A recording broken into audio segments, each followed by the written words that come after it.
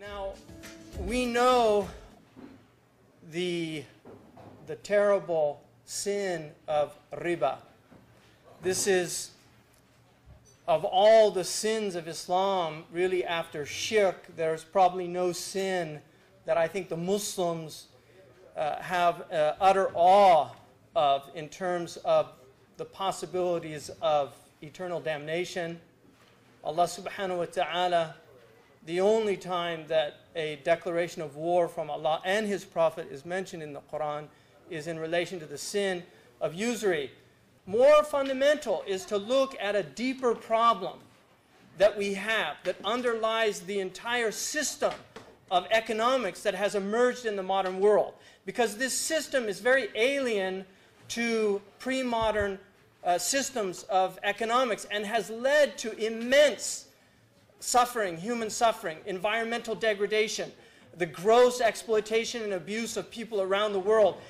Things that people here, there are laws that have been enacted, that were enacted as a result of an incredible amount of struggling. But I'd like to look at the problem of usury from the Abrahamic traditions before this pre-modern world. Because Jews and Christians and Muslims, the Abrahamic faith, all shared this essential idea of the prohibition of usury. And the Jewish community, which has within their text the permission of loaning, and this is condemned in the Quran, of loaning to non-Jews with usury, but they also have the idea of the jubilee, of relinquishing debts after 7 years, of giving people, the Quran calls it nadira, giving them time, until they can actually pay their debt. So within the Jewish system, they have means of doing that.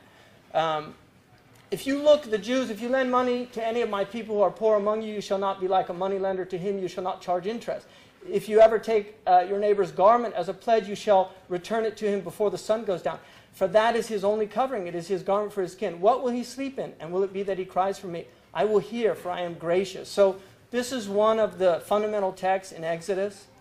The Leviticus, if one of your brethren becomes poor and falls into poverty among you, then you shall help him, like a stranger or a sojourner, that he may live. Take no usury or interest from him, but fear your God, that your brother may live with you. You shall not lend him your money for usury, nor lend him your food at a profit.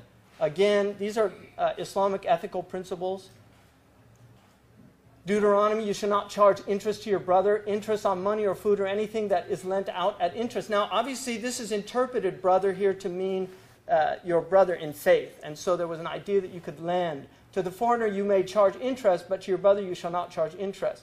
This is condemned in the Quran, this idea of having a double standard. Aristotle says of all forms of wealth acquisition, the most unnatural and odious is that by means of usury. So this is something that even the philosophers acknowledge was unacceptable.